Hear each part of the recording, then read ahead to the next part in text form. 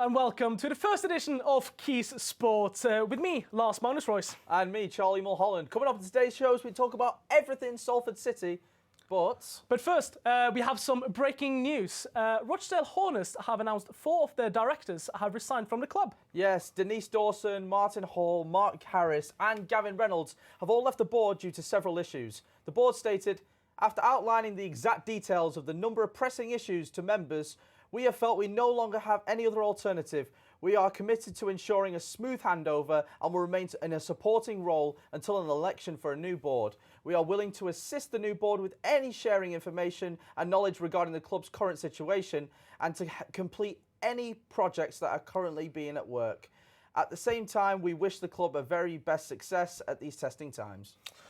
Moving on from Rochdale to Salford. We can't talk about Salford without mentioning the Red Devils, who, after they beat 5 times champions and last year's winners, Wigan Warriors, 28-4, made history by reaching the first ever Super League Grand Final, played at Old Trafford this Saturday. That's right. The press conference took place at Manchester United Stadium, Old Trafford, on Monday, where Red Devils coach Ian Watson and captain Lee Mossop reflected on the journey the squad have had on this unbelievable season. We sent Carrie Morris down to check it out. From daring to dream to the theatre of dreams, Red Devils captain Lee Mossop has praised head coach Ian Watson for securing their place in the grand final. I don't want to sit here and be a coach's pet, but he's been a massive reason for that. Obviously, it's well reported, a lot of the players in our squad were at low points in their careers or they weren't wanted or whatever. There's loads of reasons, but luckily he saw something in all of us. He's brought us back, he's got to play our best rugby, and I think that's probably one of his tributes as a coach, to see the best in players and bring that out of them. It's very special. Ian Watson's squad ran out 28-4 over Wigan Warriors in the Super League semi-final, but the Salford-born head coach stresses how important the squad's team's ethics have been so far. It's just been a combination of hard work and values amongst our squad and our backroom team, really, to commit to each other and choose to make the right choices going forward as a group. That's what our group's been built on. It's been built on guys who don't want to crave the limelight. They want to do the hard work for each other and not let each other down. Well, Lars, what an amazing achievement this is for Salford Red Devils. It is indeed, and Salford, obviously, it's a great community club, and it's a shock for many that Salford Red Devils have been able to make the grand final. Obviously, first time, and it's such a great small I've been to the stadium, the AJ Bell, and it's fantastic to see how the supporters get behind their team, and also we said the Salford Reds are rising, and I'm sure that's going to be in loud voice at Old Trafford on Saturday. And obviously beating Wigan as well in what would be the semi is a massive achievement by Salford Red Devils. Obviously, one of the greatest players this season, Jackson Hastings, who won the Man of Steel award at the Rugby League awards ceremony this week. He's actually joining Wigan Warriors after the season. So what a way! One of his last games for Salford against Wigan, beat them, and can crown off a wonderful time at Salford Red Devils with a win. And he said that he never really leaves a club on good terms.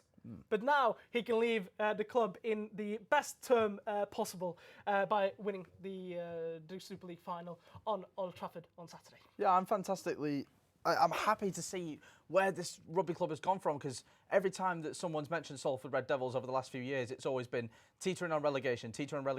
The club could be in peril, they could go under, but now we see them going to Old Trafford in a few weeks.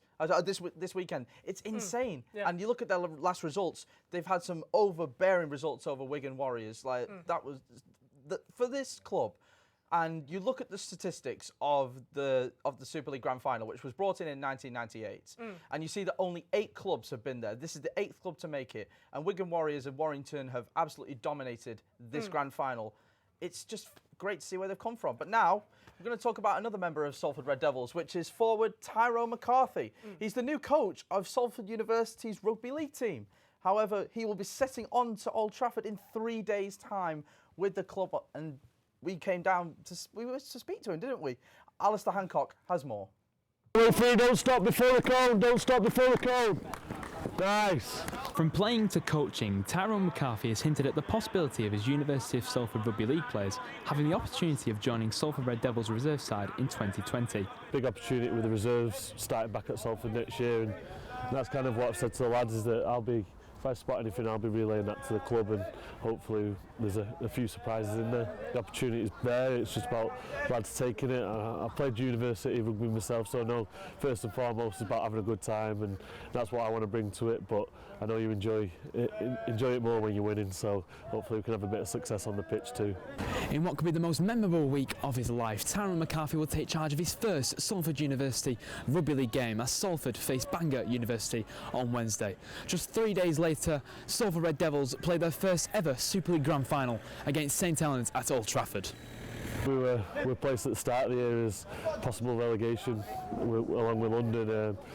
Yeah, we have got nothing to lose, but I've been involved with a final myself when I was a massive underdog at Old Kingston Rovers, and we got pumped that day and it wasn't nice. It's probably what should have been one of the best days of my career was probably the worst day in terms of pride and ego being dented. But yeah, hopefully I think we're a different group to that old KR team that I played in, and there's a bit of belief there, and we're a hard working team, and that's what we've got to do this weekend. It'd be huge, obviously, well not obviously, I'm a Manchester United supporter all my life, and I've been fortunate being involved with teams who've got there, but I've never played there myself, so it's obviously ticking a huge box in my career, but there's one bigger one if we can get that Super League trophy.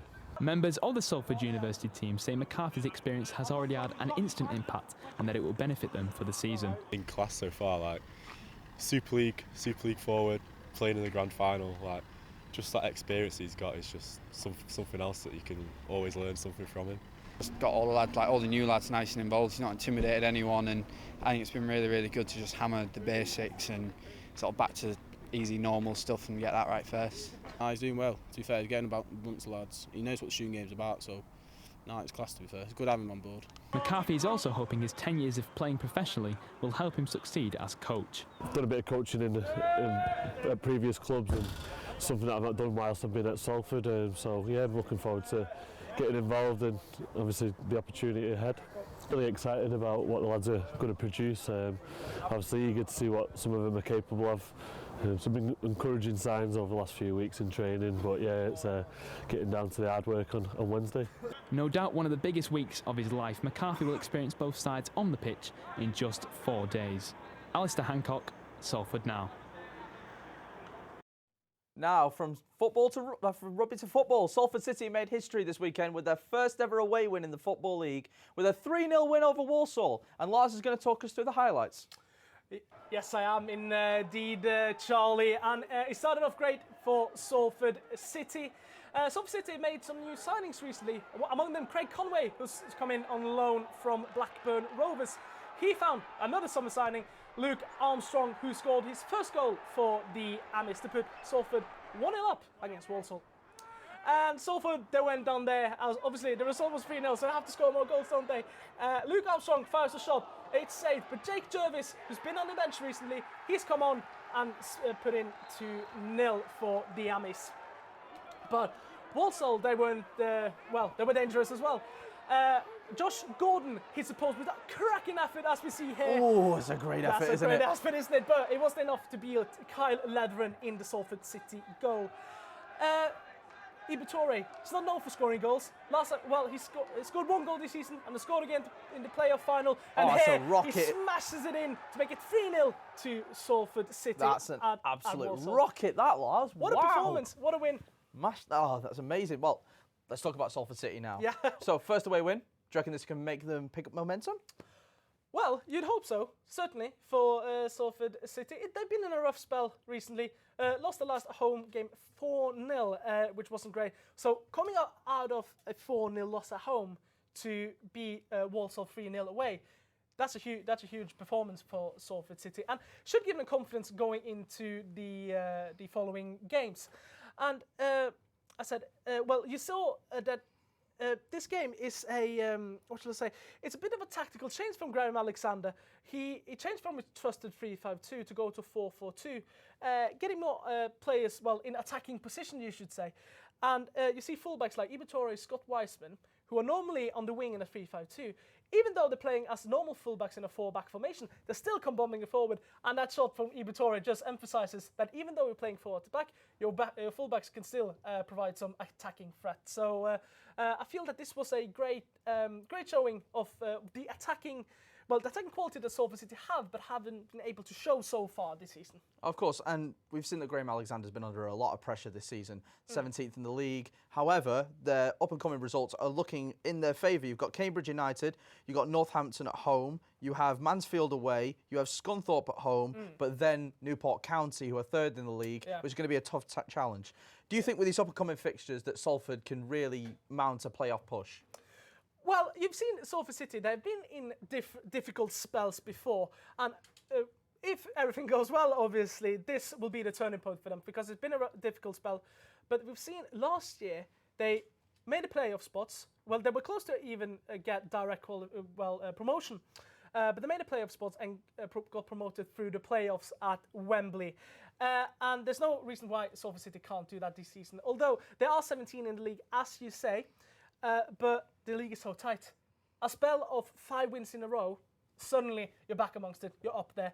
But then again, if you lose a game, you might fall 3 places, who knows? That's the beauty of League 2, isn't it? That is so tight, and everyone wants a bit of that playoff spot and wants to get that promotion. And Salford City, they aim high, they always do, and they've achieved 4 promotions in the last 5 years, and they've said before the season that obviously they can't say, yeah, we want a mid-table finish.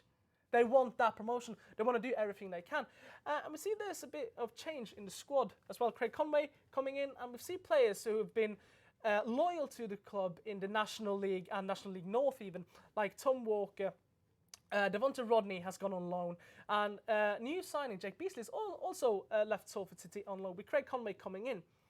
And you can see Salford bringing in more of those players. Bringing more of those players, and it'll be interesting to see what Salford City do, because obviously they can bring in those sort of players who can provide that extra goal, provide that extra quality that might be needed to scrape into that playoff spot. But obviously, this game hopefully will turn out to be a turning point for Salford City. And in 2 months, we have the January transfer window. If you look at Salford's squad, do you feel like they need some depth? Do you think that some positions could do with a little bit of an improvement? Or do you think that the squad's absolutely fine the way it is and they can push for a playoff squad with what they've got? I think they've been unlucky with injuries. Club captain Liam Hogan has been out for most of the season. Richard Towell, who was signed in the summer, he got injured in that League Cup game against Leeds United. He was supposed to be that a creative spark, and he hasn't played many games, so he's a quality player. So that was very unfortunate for Salford. So maybe some midfield reinforcements would be great. But Salford City, obviously, getting players from Blackburn Rovers, like a championship club, going to 2 leagues down in order to get some playtime and add that extra quality. He's not going to be at Salford City for long, but maybe he's going to be there enough to get that, bring that sort of experience from higher levels. And he said in an interview with the club today that he's the sort of player who gives 110% in every game. And if that's the sort of player that Salford City has got, well, then that can only be good. Well, let's hope that Salford City can make it to the playoffs. I think that the squad they have is good enough. Tom Walker, I obviously believe it's going to be a bit of a... He's been a weird one. Like, he's been on the bench, and then suddenly he starts some games in a row, and then he's not even in the squad. It's a bit of an odd one. I think maybe this was the right decision to get him along, get him some confidence, and maybe he can come back in January, provide that extra quality, provide that extra confidence, and that might just be enough for Salford City to achieve the playoffs. It'll be interesting to see, won't it? Of course. And now, quickly, we're going to talk about Manchester United, who unfortunately suffered a 1-0 loss at the end of the season. This season, they are on a bad... Oh, never mind. That's all we've got time for, unfortunately. We'll have to talk about Man United another week. Well, tune in next week to Quays Sport. Thank you so much for watching, and make sure to catch the episode next week. Thank you very much. Goodbye.